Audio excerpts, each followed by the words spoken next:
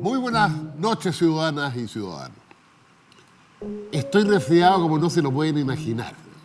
Así que si me notan más congestionado, ronco o ad láteres, les pido disculpas. Lo segundo es que es bueno reconocer y agradecer una mail que nos llegó de Camilo Godoy Castro, que contó su historia de familia normalista. Es nieto de normalista. Así que gracias, Camilo. Hace bien recibir, diría un ciútico, retroalimentación. Pero hoy día, les recuerdo que el jueves pasado les preguntamos, opten, tenemos dos alternativas. Explicar cómo funciona el Poder Ejecutivo o bien la historia de la reforma agraria. Les quiero decir que las respuestas que llegaron, la reforma agraria ganó como con el 90%. Así que hoy día vamos a hablar de una transformación radical de la sociedad, la cultura y la economía chilena, de larga data, y que creo que hasta el día de hoy tiene efectos en la sociedad chilena. Así que vamos con la reforma agraria.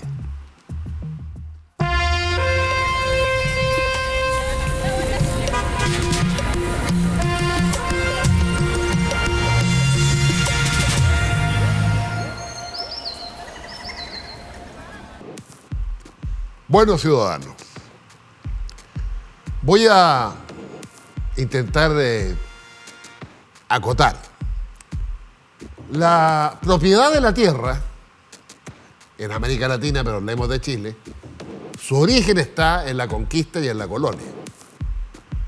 La forma era que el rey, la monarquía española, le donaba, regalaba tierras a los españoles que se quedaban en Chile y no volvían, a los criollos, los nacidos en Chile, y así se constituyó la propiedad agraria. El trabajo lo colocaban los pueblos originarios en una relación salarial que se llamaba la mita. Eso se llamaba, todo lo que estoy hablando se llamaba la encomienda. Por eso que los dueños de la tierra se autodenominaban encomenderos. Ese es el origen de la propiedad de la tierra en Chile, que geográficamente podríamos situarla por el norte Coquimbo y por el sur el Biobío. También, un poquito después, ya en el siglo XIX, la región de los ríos, los lagos, vía colonización y migración extranjera. Esa es la propiedad de la tierra. No se alteró cuando se inicia el proceso de independencia y se consolida la independencia. La base económica del país es muy simple: la minería, oro, cobre, plata, y la agricultura. Y dentro de la agricultura, el trigo. La agricultura obviamente abastece el mercado interno, y el trigo tiene una característica que también es un bien exportable al virreinato del Perú. Le va muy bien con la fiebre de oro California y Australia, y después decae. Ese es el origen de la propiedad de la tierra. Ahora, entrando al siglo XIX, esta propiedad viene de antes, pero quiero situarme ahí, se transforma en una cultura, la cultura de la hacienda. La hacienda es una extensión importante de miles y miles de hectáreas que se sitúan, como les decía, más o menos entre Coquimbo y el Biobío, y después retoma en la región de los ríos y los lagos. A mediados del siglo XIX, esa región, Vicente Pérez Rosales, hace una política de migración, y eso explica la presencia de tanto apellido extranjero en los lagos, los ríos y posteriormente en la Araucanía. Esa hacienda es una cultura en sí mismo. La relación de capital-trabajo es completamente distinta a lo urbano. La hacienda, el propietario, la familia, la gran extensión, más bien agricultura extensiva y no intensiva. La relación capital-trabajo se expresa en dos tipos de trabajadores. El inquilino, que es el que vive dentro de la hacienda, y el afuerino, como su nombre lo indica, el que pasa por el camino en la época de la siembra y de la cosecha, pero no vive dentro de la hacienda. Y esto es muy importante por sus efectos políticos que se van a notar después. Porque, ¿cuál es la relación entre el dueño de la hacienda y el inquilino? Hay una relación que es bien curiosa, es como de trueque. Yo, dueño, te doy a ti un pedazo de tierra para que construyas tu casucha, vivas con tu familia, puedes tener una vaca, un pollo, 2 chanchos, y tú me pagas eso que yo te estoy dando con tu trabajo. Y además, una persona más de tu familia, si es hombre, que te ayude en tu trabajo para mí. Y tu señora o tu hija para las tareas domésticas de la casa patronal. Ese es el inquilinaje. Distinto al afuerino, que es como una mano de obra abierta, en que la época de la siembra y la cosecha va pasando y el compadre lo engancha. Fíjense. ¿Por qué es tan importante la relación del inquilinaje? Porque hace completamente dependiente al trabajador de su empleador. Porque si a mí me echan de una empresa en la ciudad, pierdo el trabajo. Pero si a mí me echan de la hacienda, pierdo el trabajo, la casa, los chanchos y los pollos. Eso hace una relación de enorme dependencia del campesino inquilino al hacendado. Y eso se expresa de 1000 formas, culturales, patrimoniales, políticas. Esa es la hacienda de Chile del siglo XIX y parte importante del XX. Ahora, esa hacienda en el siglo XIX y también del XX es la base material de la fuerza política de los conservadores, uno de los partidos más grandes y más importantes de Chile, y en consecuencia el poder de los propietarios de la tierra deriva de su base económica y del control sobre una parte importante de la población que vive en el campo. Eso se nota mucho después en las votaciones, ¿eh? Bueno, pero quiero decirles además que el poder del latifundio también se expresa en las instituciones. Casi todo el Parlamento del siglo XIX y hasta 1925 está constituido básicamente o por abogados urbanos o por agricultores. ¿Pero por qué era usted? Porque hasta 1925 no había sueldo para los parlamentarios, no había dieta. Y en consecuencia, para ser parlamentario había que tener plata, no solamente para la campaña, sino que para vivir como parlamentario. Y eso implicaba dividendos en la empresa, acciones y también el usufructo, la plusvalía del capital tanto en la industria como en la tierra.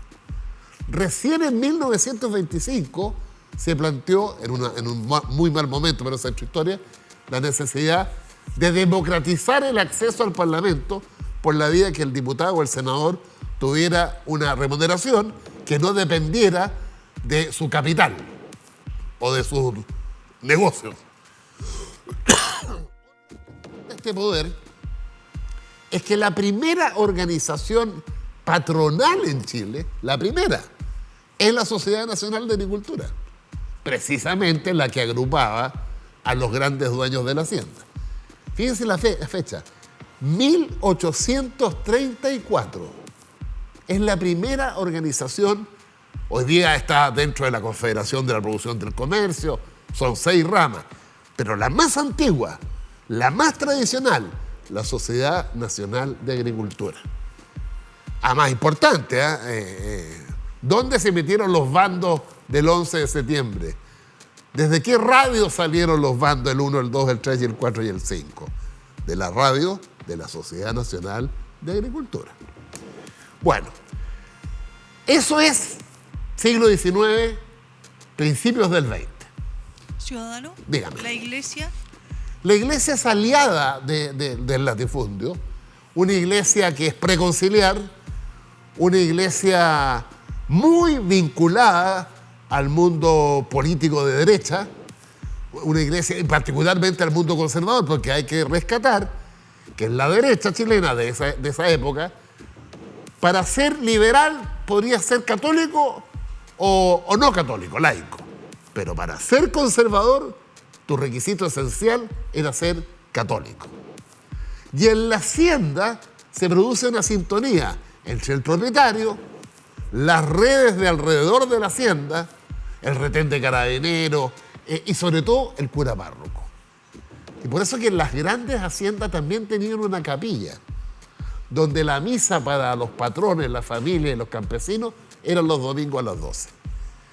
Y hay mucha historia que el domingo anterior a una elección, el cura párroco literalmente hacía una especie de franja televisiva para los campesinos por dónde hay que votar y por dónde no hay que votar. Bueno, eso se rompió en 1958, cuando el gobierno de Ibañez, ojo, mira qué paradoja, presionado por el denominado bloque de saneamiento democrático, comunistas, socialistas, demócratas, cristianos y radicales, al final lo presionaron tanto que se cambió la forma de votar en Chile. Porque hasta el año 58 se votaba como de hecho existe en muchos países del mundo, en que uno llega a la mesa y están los distintos votos. Las juntas todos, te pasan un sobre, te metes a la cámara secreta, metes en el sobre el que te interesa y el resto se va al bolsillo. Así se votaba en Chile hasta el 58. Entonces en el campo era mucho más fácil controlar el voto. Y hay historias para que les cuento. A partir del 58 tenemos lo que ustedes conocen hoy día como la cédula única. Hay un solo voto. Pero el tema de la reforma agraria no es de siempre. El tema es, yo te diría que a partir de los 30, y particularmente a partir del triunfo del Frente Popular con Pedro Aguirre Cerda. Vamos a ir a una pausa y entramos a la cocina, pero con todo. Te invitamos a conocer Uchile TV. Nuestros paisajes, nuestra gente, nuestros creadores, nuestro día a día, nuestro quehacer, nuestras caras, nuestra historia, nuestra imaginación, nuestras formas de vivir. Estamos en todo el país y en todas las plataformas. Uchile TV, nuestra televisión pública para todo Chile.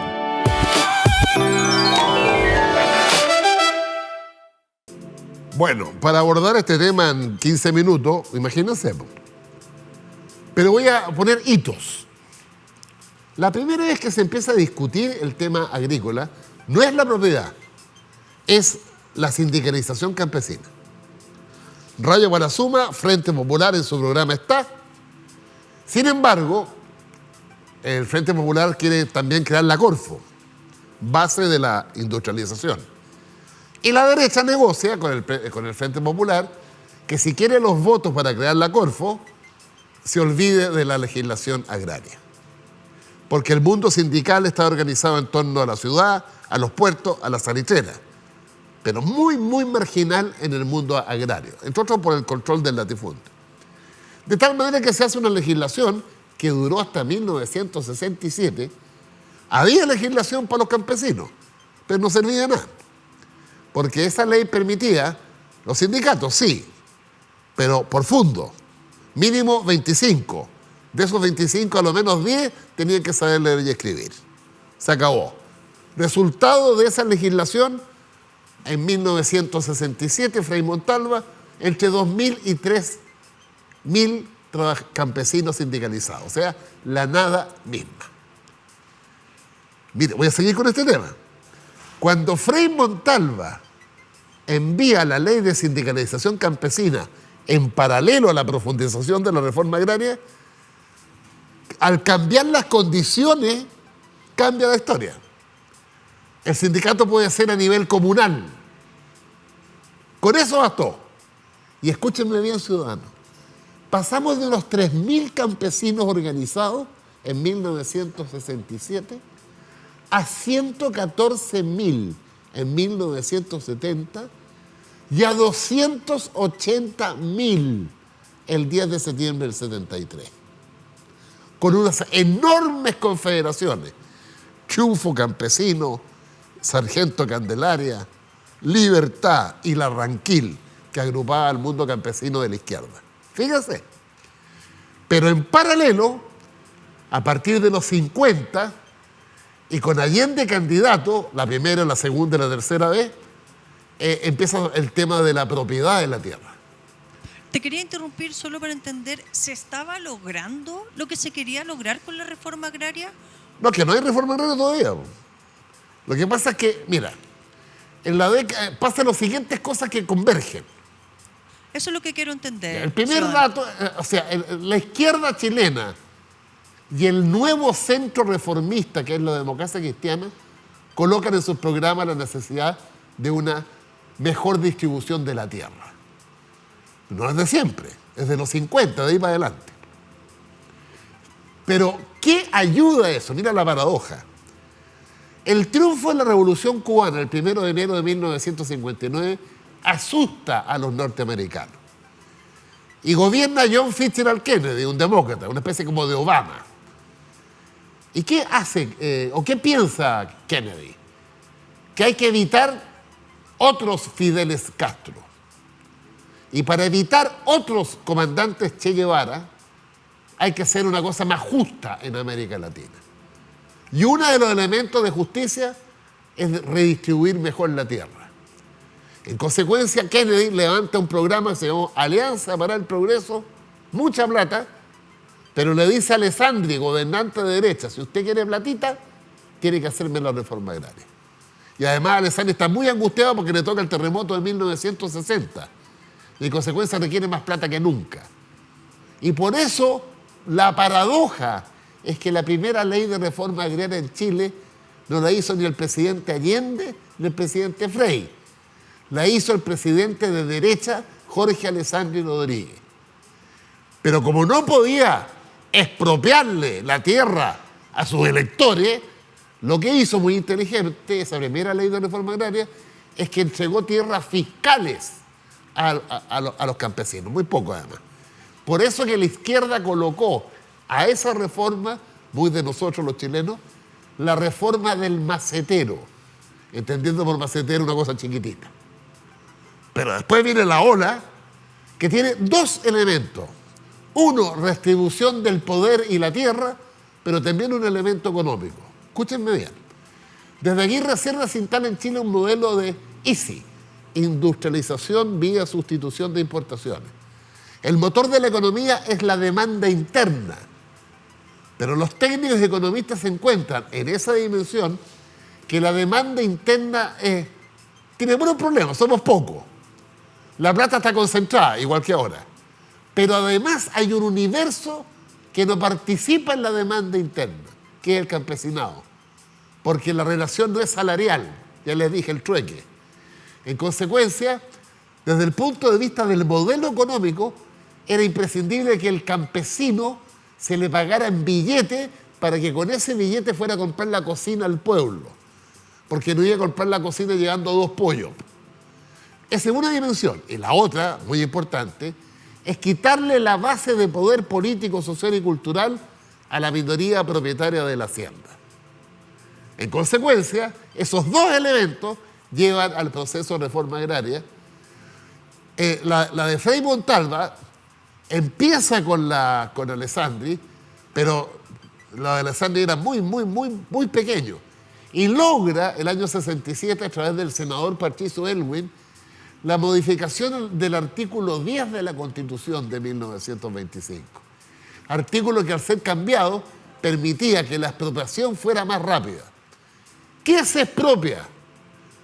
Todo hacienda o fondo que tenga sobre 80 hectáreas de riego básico promedio. De ahí para arriba, sobre todo si estaba mal explotado. Ahí se inicia. Pero escúchenme bien. El gobierno de Frei Montalva, entre el año 67 y el año 70, expropió 3,5 millones de hectáreas. Y el presidente Allende, entre septiembre del 70 y septiembre del 73, expropió 6,5 millones de hectáreas. La suma de Frei y Allende, casi 10 millones de hectáreas, o sea, se acabó el latifundio en Chile. Eso generó un cambio en la propiedad que generó una bronca, una doble bronca. Primero, como que el campesino despertó desde Pedro Valdivia. Y segundo, el propietario se vio afectado. No obstante que la ley le reservaba 80 hectáreas de reserva, la tensión fue muy grande, mucho enfrentamiento, mucha toma de fondo y mucha retoma de fondo. Olvídense, esto da para mucho más. Pero hay un dato que quiero decirle que fue impresionante, que está vinculado a otro tema. La Araucanía, la tierra mapuche, se invadió en 1862. Y durante 20 años, los huincas, nosotros, nos tomamos las tierras mapuche. Pero esas tierras mapuche, una vez tomadas, 5 millones de hectáreas, 5 millones de hectáreas, se le dejaron a los mapuches 500.000 hectáreas. Las otras 4 millones y media se le entregaron a los latifundistas del centro del país, que se lanzaron hacia el sur, y ahí llega una segunda ola colonizadora. Suizos, alemanes, franceses, etc. Eso explica los apellidos extranjeros en la Araucanía, en los ríos, los lagos, etc. Ahora, eso también está vinculado a otro tema hoy día, que es la recuperación de la tierra por parte de los pueblos originarios y particularmente el mapuche. Todo eso genera una gran conmoción en una sociedad que está por los cambios. El programa del presidente Allende habla derechamente de la nacionalización y la reforma agraria. El programa de Tomic coincide, y por eso que el gran cambio de la propiedad de la tierra y sus efectos en la política y en el poder es que ni más ni menos se expropiaron en 3 años más 3, en 6 años, casi 10 millones de hectáreas. Y eso generó, obviamente, una resistencia en los propietarios que se defendieron, contraatacaron. Por otra parte, una efervescencia del mundo campesino y los actores políticos encima.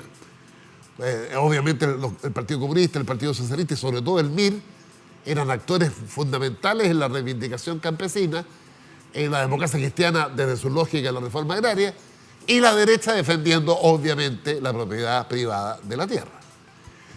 Ese es el esquema que se vivió y explica, dentro de lo que poco tiempo que tengo, La dictadura. explica no solo la dictadura. Porque ahí, perdón, pero quiero meterme, se devolvieron tierras. Pasa lo siguiente, hay 2 efectos de la dictadura. De todas las tierras expropiadas, en promedio, ¿no?, la dictadura devolvió 1/3 de las tierras expropiadas a sus antiguos propietarios. Otro tercio lo remató. En consecuencia, muchos antiguos propietarios o nuevos propietarios fueron el remate. Y el tercio restante, como 50.000 títulos de dominio, se los entregó a los parceleros de la reforma agraria. Pero una parte importante de esos parceleros, al no tener crédito, no tener apoyo del Estado, terminaron por vender a otros propietarios. Lo que sí es importante es que no volvió el latifundio. La economía se capitalizó, la economía agraria, y ahí vienen proyectos que venían de antes, ¿no?, los forestal, los frutícolas, y en consecuencia no se volvió el latifundio. Pero eso existió, la devolución de las tierras. Y lo otro, era tal el odio en el campo que parte importante de las violaciones a los derechos humanos en los primeros meses de la dictadura se dan en las zonas agrícolas, donde la venganza del expropiado se aplica. Les voy a poner un solo ejemplo para no llenarlos de... La comuna de Paine hubo 70 ejecutados, 70. 68 eran campesinos dirigentes de la reforma agraria. Un estudiante y un abogado. ¿Pero por qué los 68? Los fueron a buscar a sus casas y los fusilaron. En octubre del 73. ¿Y bueno, qué había detrás de eso? La venganza, porque esos campesinos eran los que se habían tomado los fondos, eran los que vivían la reforma agraria. En Laja, 19 campesinos. En la zona de Valdivia, decenas de campesinos. Hay mucho ejecutado, asesinado y desaparecido en la zona agrícola del país. Y eso es efecto de lo que generó tensión en la reforma agraria. Ciudadano, nos queda un minuto. Yo sé que esto es casi imposible. Hoy, ¿cuáles son las repercusiones o cómo está presente la reforma agraria en Chile 2026? La reforma agraria que dejó de legado la muerte del latifundio. Y hoy día la agricultura está mucho más diversificada, está mucho más empresa capitalista y no empresa hacendal. Y de ahí surgieron entonces los grandes conglomerados forestales, la agricultura de exportación. No, es otra agricultura, otro mundo. Ahora, obviamente, el inquilino prácticamente dejó de existir, el afuerino también, y lo que hoy día hay, lo que reemplazó ese mundo es el temporero o la temporera. Aquella hombre, sobre todo mujer, que va a trabajar en las épocas de cosecha, precisamente porque cambió la orientación. Obviamente que hay producción para el mercado interno, pero la agricultura chilena está enfocada básicamente al mercado mundial. Mercado interno y mercado mundial. O sea, el legado de la reforma agraria, en mi opinión, es que enterró el latifundio y enterró la hacienda como símbolo de poder del patrón sobre su entorno y sobre todo sobre la familia campesina. Dignificó al campesinado porque después de 500 años los campesinos tuvieron derecho a plantear sus demandas sin que lo pegaran un balazo en la cabeza. Esa es la reforma agraria, dentro de lo que se puede hacer en 15 minutos. Nos vemos el próximo jueves, ciudadano. Que se sienta mejor, ciudadano. Ojalá, Que se mejore. ojalá. Nos vemos.